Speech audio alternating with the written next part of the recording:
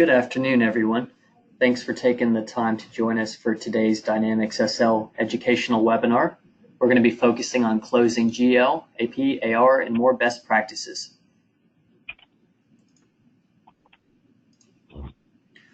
A brief introduction about SIS before we get started. We were founded in 1996. Our headquarters is in the greater Atlanta area, and we deliver business solutions that help project and service-driven companies unify business processes and applications across the enterprise, thus delivering better visibility and efficiency. Our industry focus is on project and service-driven organizations, construction, engineers, architects, specialty contractors, oil and gas, professional services, energy contractors, and government contractors.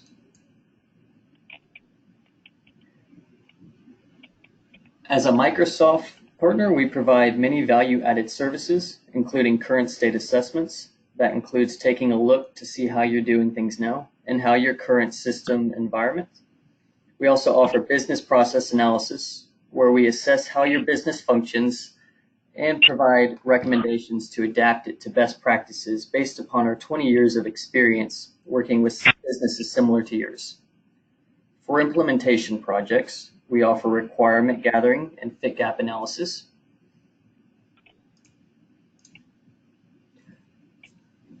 A few benefits of partnering with SIS. We're a Microsoft Gold certified partner in direct CSP. We have over 20 years of experience serving Dynamics SL customers just like you.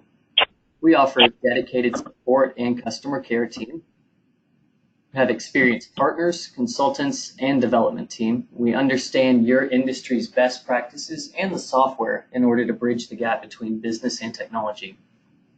In addition to serving the Dynamics SL community, we offer Dynamics 365, Dynamics CRM, and Microsoft SharePoint services and implementations.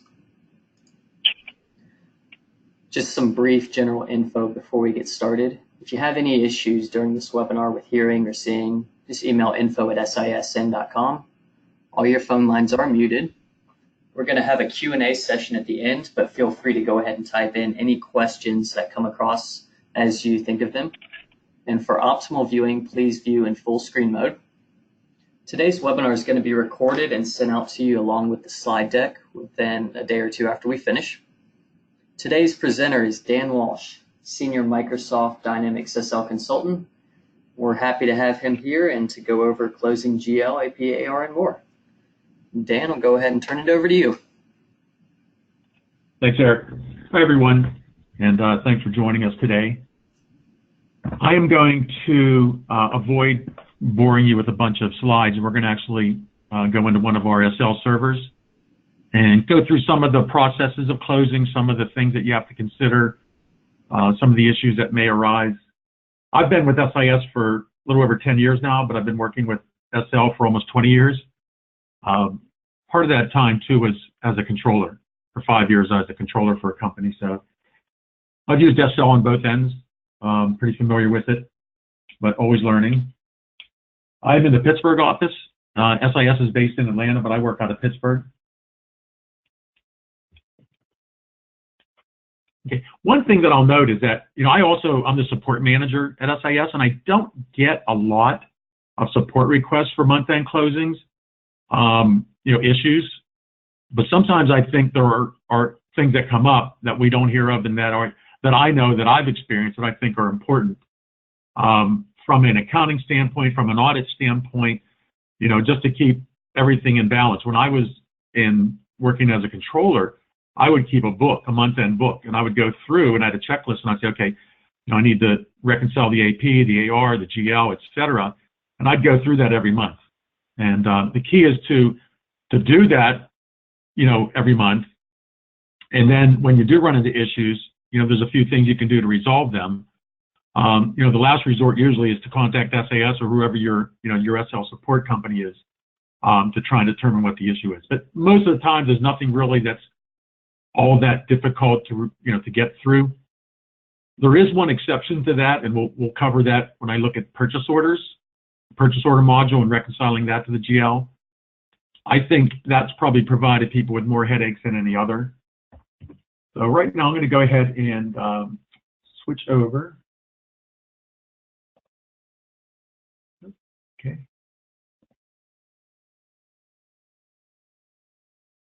Eric, can you see my screen now? Yes. Good, thank you. So the closing process for all modules, with the exception of the project module, is done in the general ledger. And there's a closing screen. Most of you are probably familiar with this. I'm sure you've probably been through it. But hopefully we'll shed some light on some possible issues or ways to resolve some issues today. There's two options when closing, well, actually three. Do not close. And you don't have to close all the modules at once, but you cannot close a GL before you've closed your other modules. Okay, that's very important. And we're not going to go through the year-end closing. SIS actually did a webinar, I think it was earlier this year, and I think it was at the end of last year, on the year-end closing, and there's year-end updates were included in that. So if you're interested in that, we could certainly get you a copy of that webinar. You could contact Eric or Debbie Peavy, and we could get that for you. So we're not going to cover the year-end closing, just the period closings.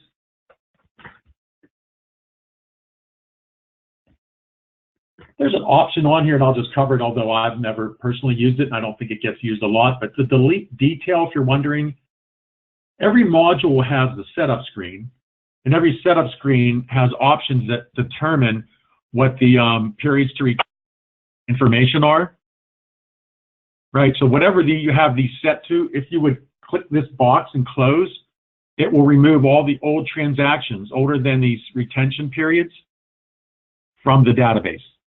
So it's not something that I recommend unless you really need to. If maybe your database has gotten too large, or you've been using SL for 20 years and it's really slow. I've only gone through that process a few times with people, so I don't necessarily encourage you to do that, to delete detail. But really, just the closing is just that simple of selecting you're going to close a period. Now, of course, one of the things that it looks for each module is whether there's unreleased or unposted batches. Okay, that's kind of the critical gotcha in here. And I'm going to show you in a minute how to go ahead and to look for those batches. The other important thing about closing is the timing of the closing. You know, I have some clients that will close, you know, the last day of the month. Some will close on the 5th of the next month. I have people that will wait till the middle of the next month. Reason being is that they want to have the flexibility to enter, you know, vouchers that come in or general ledger entries that come in after, you know, the month end, and still be able to put them in a prior month. I personally would prefer to have the ability to enter entries into prior periods rather than keeping the period open for a long time, because when that period is open, whatever period you're in, it'll tell you right here in the AP setup, it'll tell you what period you're in. So when I go to enter a data entry, a transaction like an AP voucher or a general ledger entry, it's going to default to that period. So what are we in here? We're in October. So it's October 8th, and I haven't closed my AP yet. That when I go to put in a transaction, if my clerk doesn't realize that, you know, it's still in October, but they want it to be, you know, or it's still in September because I haven't closed it, they want to enter one for October, they may not change the period to post because it defaults. You know, it defaults to whatever this period is here in our AP setup. So I prefer to close it fairly quickly, but then there's another option that you can use if you need to put things in the prior period, which certainly happens. So in the general ledger setup, we have the ability to turn on or turn off the ability to post into prior periods. And I think this was added at some point, and I don't remember if it was what version, but I'm pretty confident from 2011 on it was there.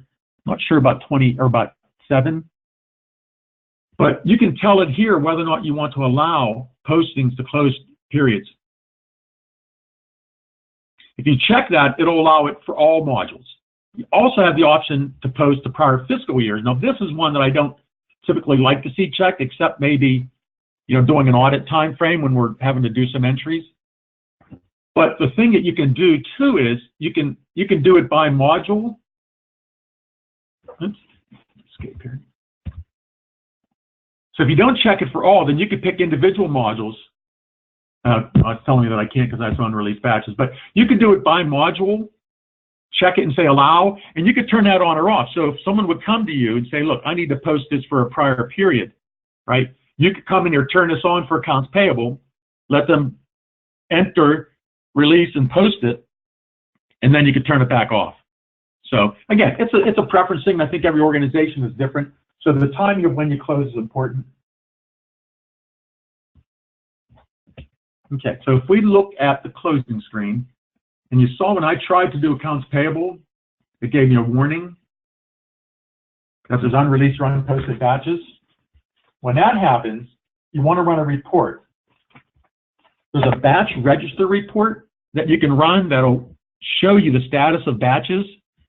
And typically there's going to be 3 statuses that would prevent you from being able to close. The batch is on hold if it's balanced, and those 2 are pretty much the same, but you could also have suspended batches that, and I'm sure you're probably all familiar with that, but sometimes when you go to release a batch in any module, if it finds something wrong, it suspends it. And typically those require, someone with pretty good SL analytical skills where they can go in and analyze what happened and go into SQL and try and fix it. But if you run the batch register in accounts payable, you could run it for the current period. You could even run it for a couple prior periods. It's going to show you the status. I have all P's except for 1H. So this 1H is probably, this one batch is on hold. Tells me that it's in period 6 is what's preventing the closing. So if you run the AP batch register, this is a good report. And it'll show you whether or not they're suspended or whether they're balanced.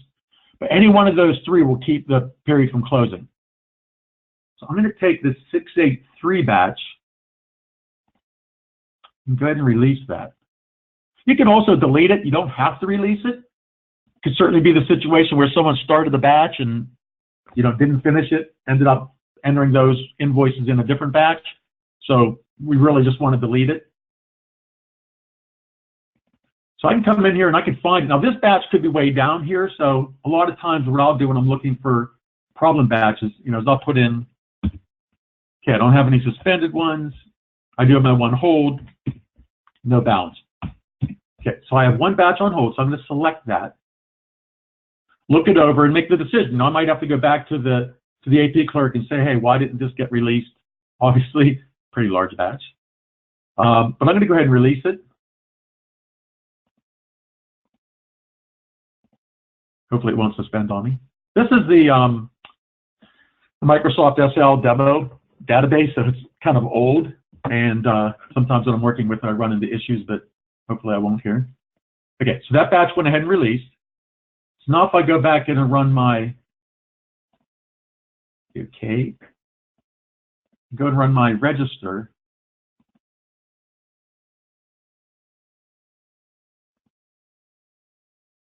Okay, it tells me now that it's unposted, right? So then I do want to go ahead and post it. Okay, you have to post it. So if I look here now and try and do my close again, now it's going to tell me that they're unposted batches. So I'm going to go to my general ledger, post transactions, and I should see that item there. It is. Okay, so I'll go ahead and process that. It says that it's in period 6, which is a period we're trying to close.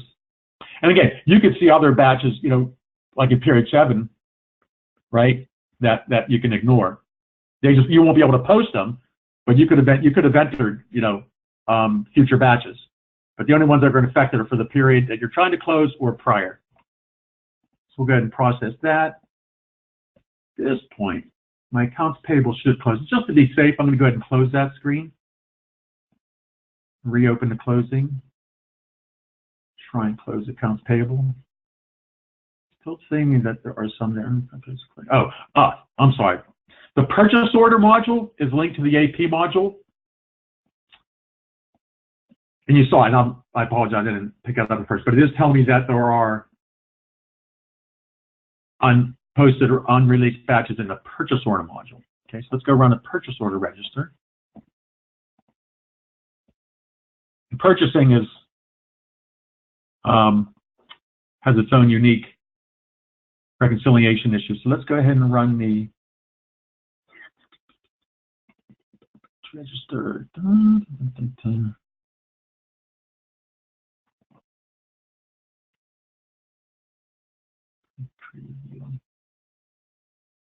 Don't see the batch register, and I thought there was one for purchasing too.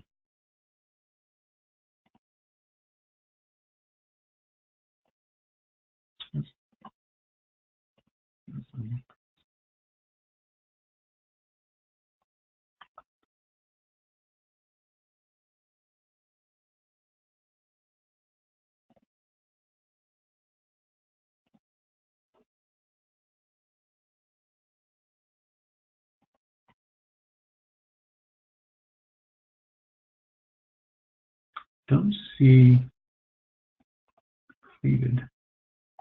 Don't see a batch in here. Typically, the only type of batch that you're going to have would be a receipt batch. So those are all completed.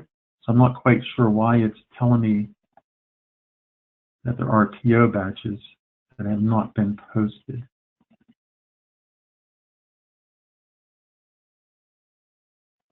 I didn't see anything in posting.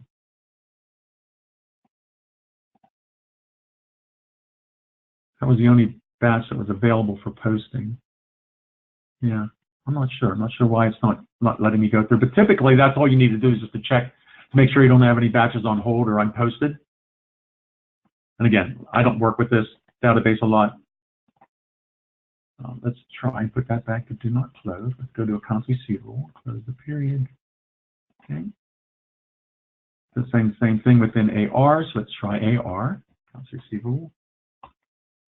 Let's run the batch register.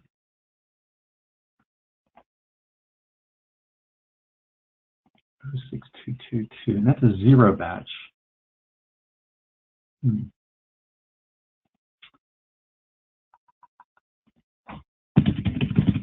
Go back away and see if we have anything else in here that's. That's an order management zero batch. That doesn't matter. Same with that one. It's possible it could go back further.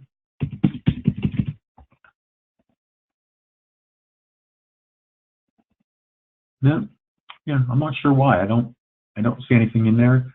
But typically, though, if you release the batches, that's going to allow the period to close.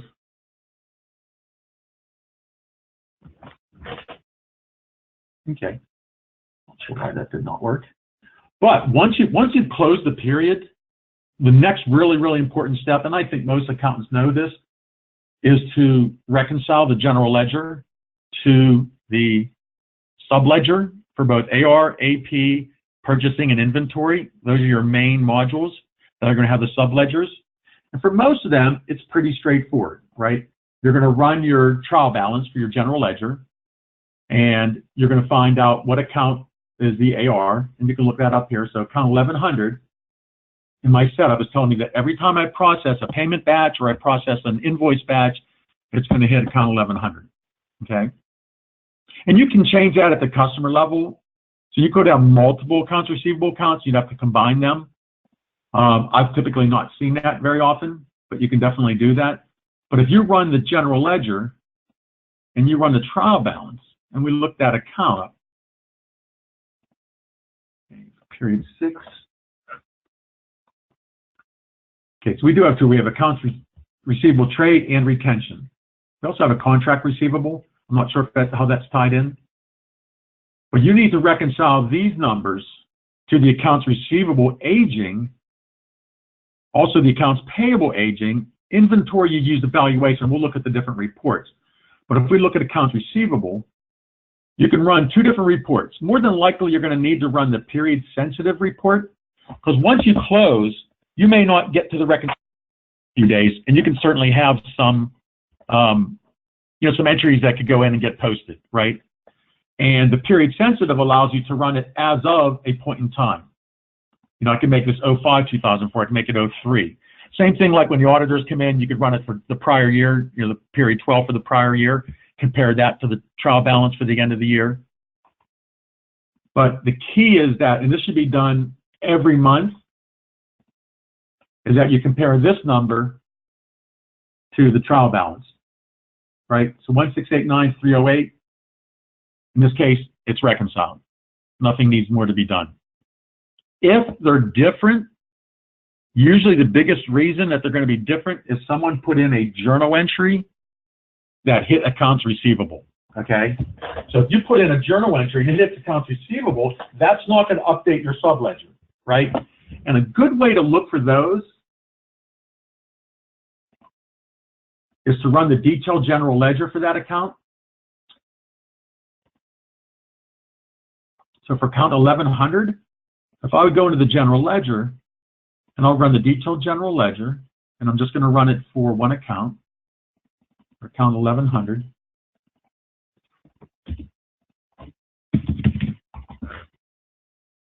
And we're going to run it for period 6. What you want to look for in here are any journal types that are not AR. So if I have a GL entry in here, I could even have an AP entry. Someone could mistakenly have posted, an accounts payable to this account. And this is true for both AR and for AP, more than any of the other modules, that if you run into a problem where they're out of balance, and again, you need to go back and look at, when was it in balance, right? Was it in balance at period 5, period 4, period 3? And the further you go back, the more problematic it is. But I think most accountants know to do this every month.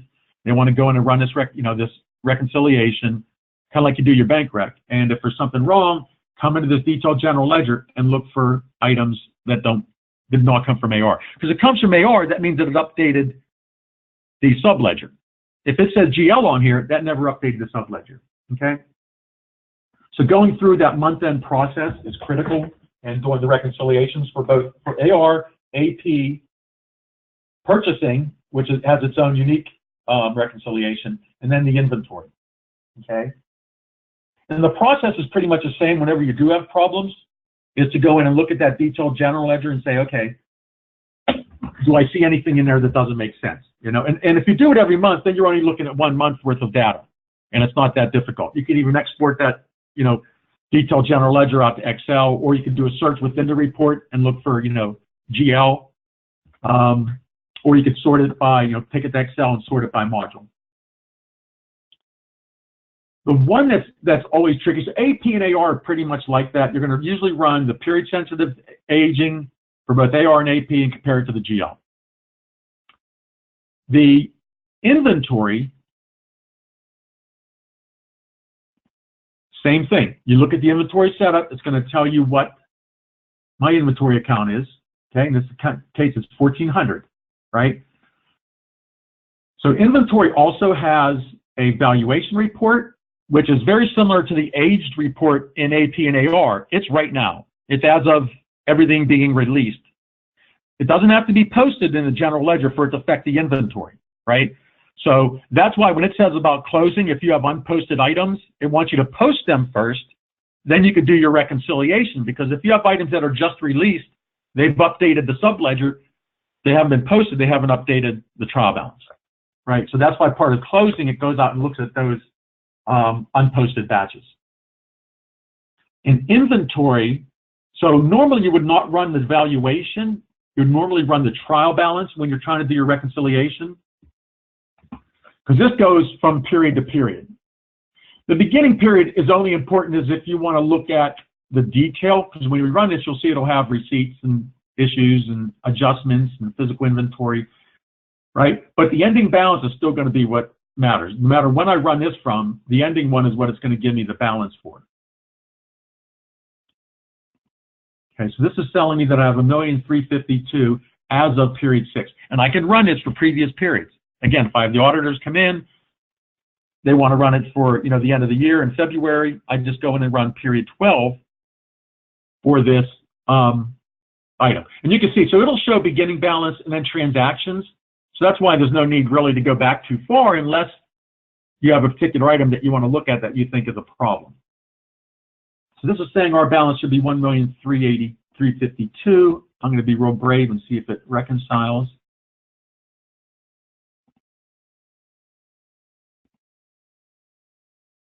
Account 1400. Looks like it, I'm sorry, the wrong one. Inventory 1353, 1352. It is off a little bit, right? So in that case, then I might want to go into the detailed general ledger and run the report for this account, not off by much, right? Or I might be inclined to say it's off by $500 or less than that right now. I might just adjust it. If you have a one-time adjustment, that's fine. But if you're adjusting it every month, then there's probably a process that's happening. But again, the key is to make sure that all your batches are released, they're posted, that everything's in that state before you run the reconciliation. So making sure everything's posted is very important.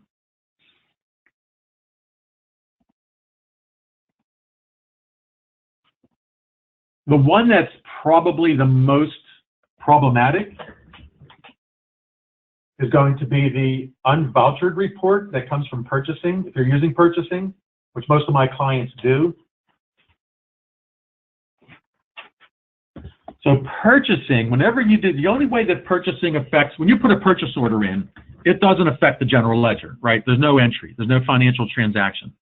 You've just incurred a commitment, which if it's for a project, it'll show up in project commitments. But it's not a financial transaction. It's not until you actually receive the item through receipt invoice entry that it creates a financial transaction. And this process of receiving and then reconciling the receipts that have not been vouchered yet can definitely get very out of balance. And it can be very difficult to get back in balance, identify all the problems. I actually have a couple of my clients, and one actually did it on my recommendation, but I got it from another client who said that they reconciled the unvouchered every morning because they were just having a lot of problems with it. And this way they only had to look at one day worth of activity to see what happened. But, so when you receive a purchase order in receiving, it looks at the PO setup, right? So it has to debit something. Right now, so it's going to debit depending on what type of purchase order it is. It's going to debit inventory. It's going to debit some type of an expense. If it's for project, miscellaneous charges would be to an expense. Non-inventory could be to an expense account. But it's going to debit that account. But the credit offset goes to this account setup and PO setup, the AP accrual account, 2100. So it debits the inventory or the expense account, and it credits this unvouchered account, right? This AP accrual account.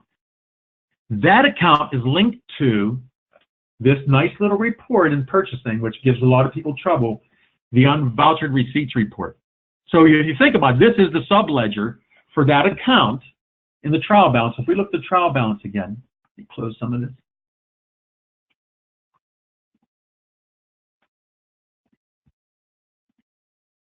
Okay, so if I run my trial balance, general ledger,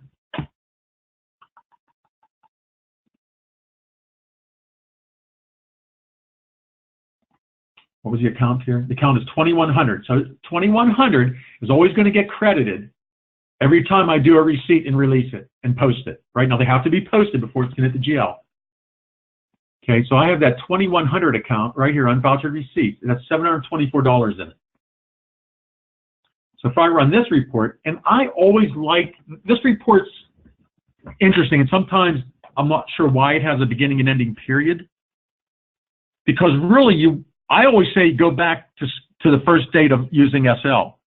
Because it's possible you could have unvouchered receipts back in there that you don't know about, right? Now, it's also possible that you might only want to do it for the current year because you know what? I closed my prior year, my statements have been audited, I'm not going to change anything. So either way, I typically go backwards. Let's go back to 2000. But when you run this report, it's going to show you every receipt that you did not voucher. And what does that mean? So when you go into AP, and this is where we typically run into problems with doing the closing, and then as part of the closing, I consider doing the reconciliations a part of closing, right? But when you're doing a voucher, and that voucher from a vendor is for a purchase order, you need to pick the purchase order then pick the receipt. That's the only way it's going to come out of the unvouchered report. So that is critical. And I'd say most of my clients probably at one point or another run into that problem. And then what happens is, if they would charge it, they could say you get this invoice from, Staples, and they say it's office supplies, but they also received it. So when they received it, it debited the office supplies expense. If you do the voucher, guess what? It's also going to credit or debit the office supplies expense account. So now I have that expense doubled up, and then I have a credit sitting in my unvouchered, right? So if I would discover that that happened, then I would need to do a journal entry, right? Debiting my unvouchered accrual account and crediting my expense account. So that's typically what happens most often. The other issue, similar to the other accounts, you want to run the detailed general ledger and see if there are transactions coming from two modules, other than two modules. So when you do the AP and you do the PO receipts, when you process those, you're getting entries from AP and from purchasing. So if I would run a detailed general ledger for that account, so the detailed general ledger is a great report. Okay, so if I want to run it for this, I think it's what, 2100, right? So the 2100 account, so I'm going to say for that expense account, or for that balance sheet account, equal to 2100. I want to look and see if there's anything in there that's not PO or AP. Right? Did somebody accidentally make an entry to this account? If they did, then we have to investigate it and either reverse it or, account for it. I mean, in my mind, other than once you get this in balance, you should not be making entries to this account, because everything should flow from the AP and PO module. So yeah, so the unvouchered report can be very difficult, especially if it's gone on for a little while, like months. My recommendation is, again, and this is something that everyone has to decide, but I think at some point you definitely have to get it in balance. I would make the attempt to look at the unvouchered, look at the general ledger detail report, try and figure out what's in there erroneously in a GL. If you can find it, all the errors, fix them, fine. If not, you need to get them in balance as of a point in time. And again, make sure that everything's been released in the PO, make sure that everything's been posted in your GL, make sure that there aren't any items that would affect this. And then you need to get them in balance. And I do have, like I said, two clients that literally run this every morning because it was just such a nightmare for them. So I wanted to cover that. Again, I think all these reconciliations are part of the closing process. So I think they're important to do. The only other module that has a closing is the project module.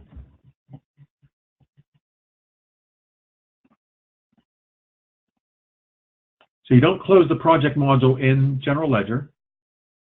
It has its own closing. And of course, with that, it has its own closing issues. So if you look at the project controller setup, there's a couple of things that are important here when it comes to closing the project module. Okay, it's going to tell you here what period the current period is. Okay, it'll show you what modules are installed that could interact with the project. So whenever you release, not when you post, but whenever you release a batch in any other module, AP, AR, GL, inventory, purchasing, wherever it is, as soon as you release it, it's going to update the project data. If you have this financial transaction transfer automatic checked. If you don't, then when you run the financial transaction transfer, okay, you can do it by module, but this is then when it updates the project data. The other thing that's important is that it'll look for whether or not these modules have been closed, and it'll give you a warning. If this is blank, there's nothing in there, then it'll only look at GL, AP, and AR. If you put NA in there, it'll totally skip and not look at any of them. It will not look to see if any modules are closed. But there are a lot of other reasons why when you go to close a period in the project, it'll bring up reasons why you can't close it. And I think this is probably the one closing that we get more support calls on than others. there's some that are warnings and some that will just keep you from closing and that you need to deal with. So if I say begin processing, again, it's telling me because I have this listed, do you want the block? I'm going to say no. AR has not been closed. You want to block? No, no. Then it's telling me that I have these other reasons, right, that it won't close. The closing will not prevent it from closing. I think, pretty sure the AR, the open ones will. Time cards on posting does not. This one I believe does. So there's some warnings that will keep it from closing, others won't. So what I did was, and I can include this, and I basically just pulled some data right out of SL. But this talks about the closing when you go to close the period, right?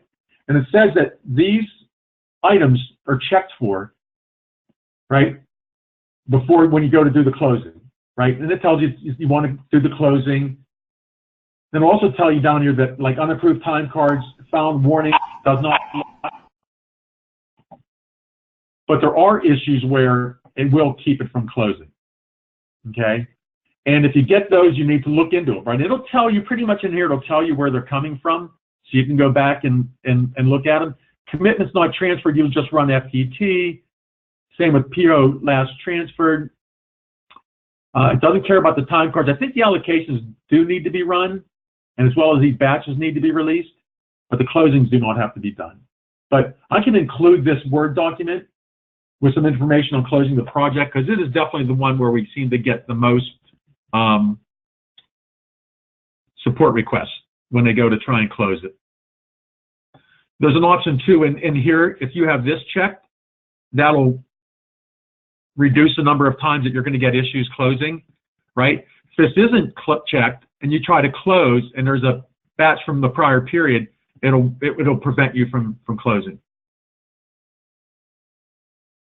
And part of, and again, I don't know how many of you are using the project module, and if so, there's a report in project that helps to reconcile the general ledger.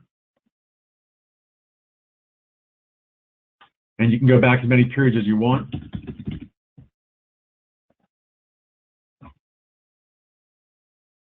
But this report will go out and look for differences between GL and project and list the differences. And it does it by project and by account category. An account category, one account category can have multiple accounts. So then you just have to, do some research and find out, why do we have these differences? So this is kind of like the subledger for project to a degree. There's also WIP reports that you can run. So there's different reports that you can run, but this will at least show you whenever you have a variance between GL batches and project batches. And again, make sure that you've run your financial transaction transfer. I typically, when I will run it, I'll run it for all modules. If you just wanted to do GL, you could do that. But that needs to be done. Posting needs to be done. So you certainly need to consider those items when you're doing your reconciliations, that everything's been closed and posted, released and posted, and that you've run financial transaction transfer for project. So closing is not a complicated process.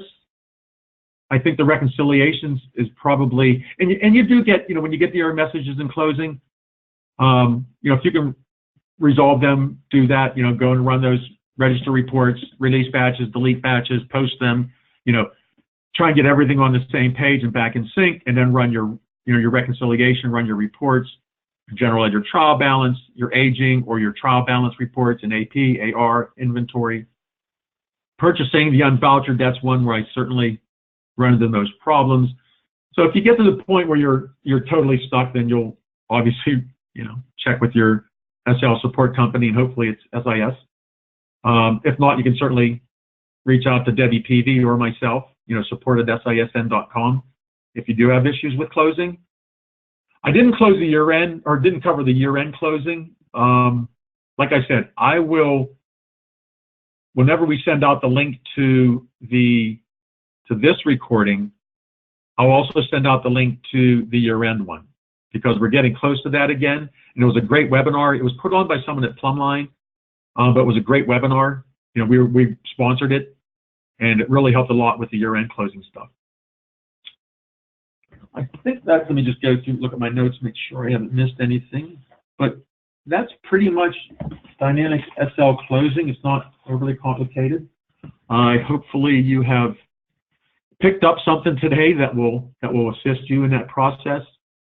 We could certainly open it up for questions now, Eric. Thanks, Dan, for covering that.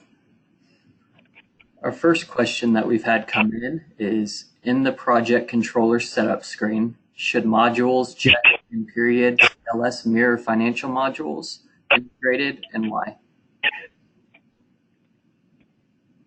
The integrated, well, if you have them listed, not accept entries from those modules.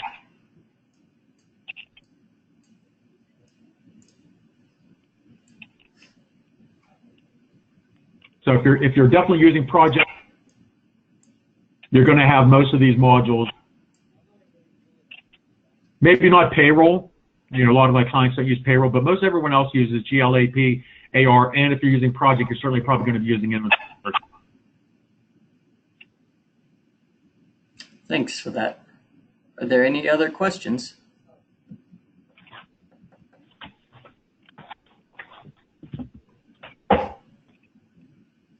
All right, we want to thank everybody for taking the time to join us today. Do want to let you know we've got 2 more Dynamics SL webinars coming up in November. We'll be sending you invites about those over the next week or 2. If you have any other questions that we didn't get to, if you have any other information you'd like to see, please contact Debbie Peavy, dpeavy@sisn.com, or you can give us a call or visit our website. Thanks again, Dan, for taking the time to educate us on this today, and we'll be sending out the recording shortly. Thanks, everyone. Yep, Eric, it was my pleasure. Want to also, as if you have any questions, let us know. And have a great rest of your day. Thank you.